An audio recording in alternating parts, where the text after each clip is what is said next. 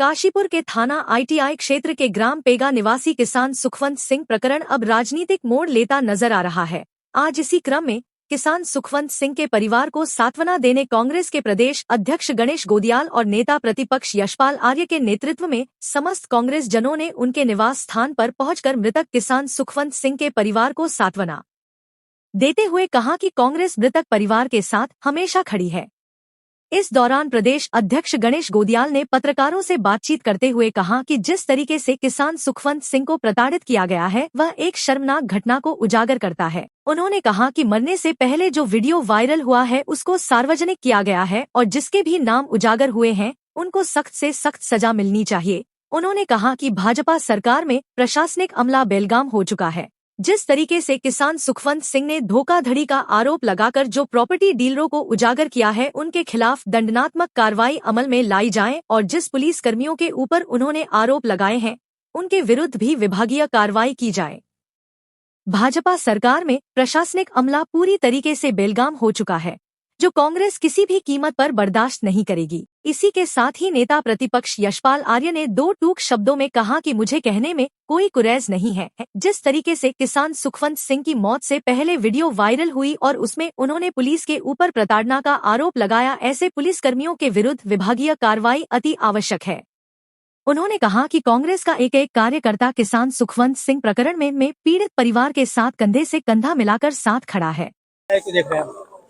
देखिए, ये बहुत ही दुर्भाग्यपूर्ण है।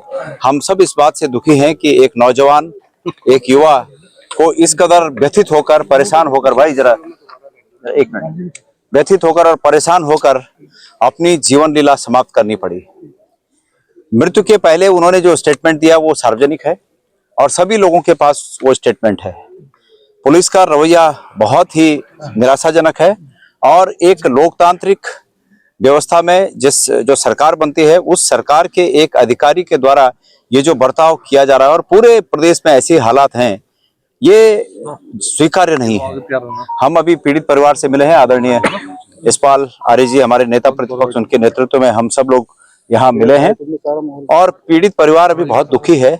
अभी वो ऐसी स्थिति में नहीं है कि वो कुछ बात कह सकें, लेकिन वो ये अंतिम रूप में एक बात चाहते हैं कि उनके बेटे की जो लास्ट स्टेटमेंट है वो चाहते हैं कि उस स्टेटमेंट का सम्मान हो। तो हम भी यही चाहते हैं कि भाई न्याय हो और पीड़ित परिवार, चूंकि जैसे कि जो घटना सब लोगों ने देखी कितनी भयावह है कि अंतिम शब्द उस व्यक्ति के ये थे कि इन पुलिस वालों को पैसे की बहुत कमी हो गई है और हमारे शरीर के अंगों को बेचकर इनको पूरा कर देना, इनको दे देना। तो ये समाज में कितना व्यथित करने वाला बयान है और अभी तक पुलिस के उस आला अधिकारी पर सरकार ने हाथ नहीं डाला है। एक आरोपी व्यक्ति दूसरे आरोपियों को सस्पेंड कर रहा है, लाइन हाजिर कर रहा है, लेकिन जिस पर मुखिया है जो यहाँ की पुलिस का, उस पर कौन एक्शन करेगा? उस पर सरकार को करना चाहिए था। अभी तक सरकार को एक्शन कर देना चाहिए था, अभी तक वो नहीं हुआ है। तो ये स्पष्ट रूप से दिखता है कि किसके इशारे पर ये सब हो रहा था। सर, सरकार पे जिस तरीके से सिस्टम पर कहीं ना कहीं जो है सवालिया निशान खड़े हो रहे हैं, आप किस तरीके से इस लड़ाई को ले रहे हैं?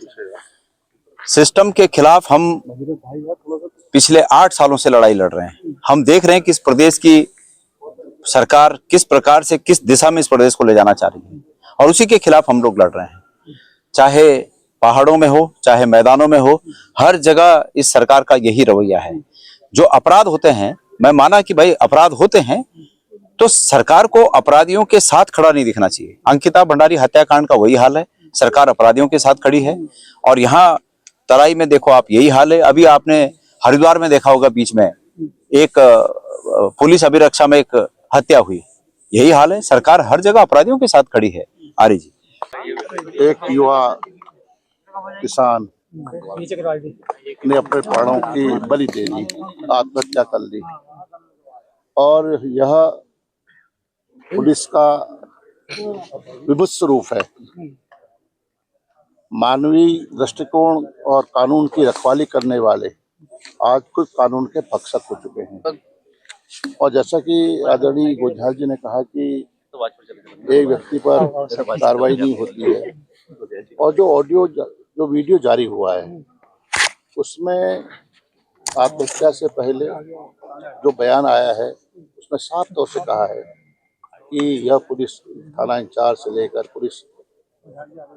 पुलिस के आला अफसर, इस जनपद के जो एसएसपी हैं, मैं कहने में कोई संकोच नहीं है, उनके द्वारा मुझे प्रताड़ित किया गया, मेरी सुनवाई नहीं हुई और मुझे डराया धमकाया गया और मैं आज आत्महत्या कर रहा हूँ। मैं तो बोल चुका काफी। और उसमें कुछ लोगों को सस्पेंड कर दिया जाता है, कुछ लोगों को कर दिया जाता है, लेकिन जो इस जिम्मेदारी किसकी है?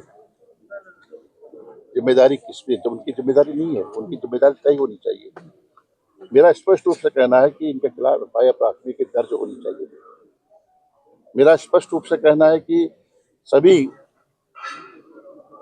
जो इसमें संलिप्त हैं, जिनके नाम उजागर हुए हैं, वहीं गाड़ी में उनके खिलाफ प्राथमिकी तो मेरा वो उसपे मैं लगा के कर सकता था और सब कार्रवाई लेकिन अब आता है वो काम इस राज्य में छोड़ दिया ना भाजपा के राज में पुलिस का चेहरा बेनकाब हो चुका है। किस तरह से शोषण कर रहे हैं, जमीनों के धंधे में लगे हुए हैं, वो माफियाओं को संरक्षण दे रहे हैं, माफियाओं को संरक्षण देते हैं। पूरा गठजोड़ बन चुका है और उस नौजवान में ये शब्द जो है बकुल है तो उधर कर तो रहा है बकुल। वो कह रहे हैं कि मेरे अंग बेचकर, मेरे बच्चों के अंग बेचकर, शरीर के हिस्सों को बेचकर आप इनको पैसा दे दीजिए। इससे बड़ी शर्मनाक बात क्या हो सकती है? पुलिस का काम क्या है? ये तो एक प्रमाण है। पुलिस का जो चरित्र है, उत्तराखंड का उधम सिंह नगर का जो चेहरा चरित्र है, वो उजागर हो चुका है और कांग्रेस इसको इस मामले में चुप नहीं बैठे।